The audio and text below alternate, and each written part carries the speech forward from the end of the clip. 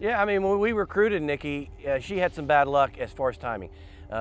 She tore ACL in high school, and she wasn't really recruited very high, And so Nikki, I mean, her first year she was just really just trying to learn everything, learn the tactics, and just it's a learning curve, for any freshman. And by her sophomore year, she was playing at a very, very high level.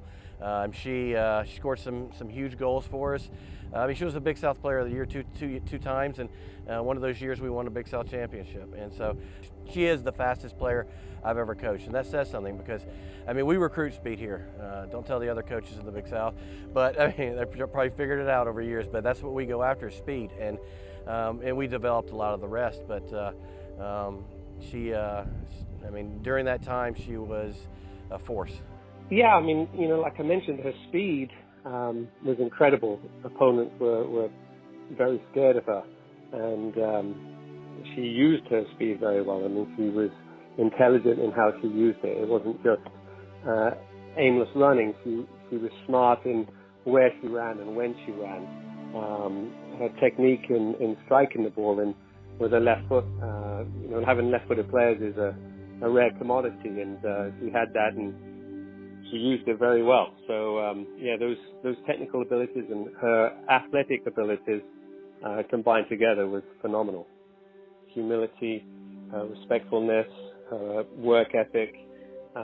It's provided everything that she needs to become, or to have been a great player and to have become a great person. I can tell she's a teacher and a coach, and you can tell that the passion she has for both of those endeavors is really serving her well. And you just you knew from the beginning that she was going to be a special person and a special player. In preseason, we always, back in the day, we would buy a bunch of groceries from the grocery store and we'd take it to their houses. Because we had a locker room down in Devon and it just wasn't conducive for it. And so we would take all the groceries to their houses, and I'm walking in with a bunch of bananas and oranges and, Pop-Tarts and everything else. And I walked down the hallway and there's this one room and all this stuff is overflowing out of the room. And I was like, wow, that's a messy room. So I was walking by, I just peek in, and there's about 8 or 9 Snickers wrappers or some kind of candy bar wrappers sitting on the bed. And I said, whose room is this? I was like, and they said, oh, that's Nikki's. And I was like, Nikki, really? You're eating Snickers in your bed? And, Nikki could get away with that. She was very slender, and she loved her candy bars and her sweets. But man, her room was a mess. She was a messy girl.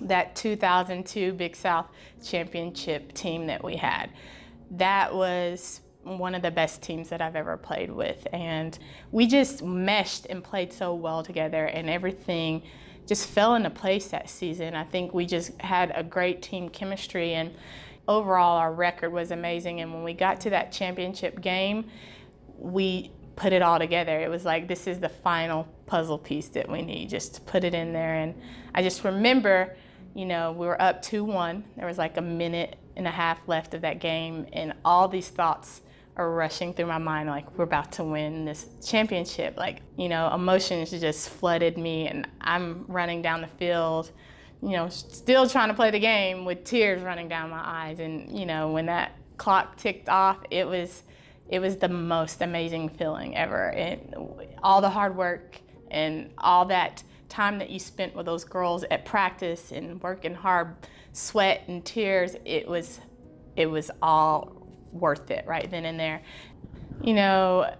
I tell people all the time, going away to school to Radford University was something that was meant to be for me. I'm forever grateful for being able to play soccer there. I've made relationships and kept these relationships with the girls on the team, and they're like family to me. We still keep in contact, whether it be social media, through group texts, phone calls, going to their weddings, seeing their babies. I mean, it's like a family. And, I cherish those girls, like they're my family, and I love them very much. And, I've met a lot of people on and off the field that, will forever be part of my life. And I'm so thankful for the opportunity to play soccer there and, just to get to know a group of amazing people.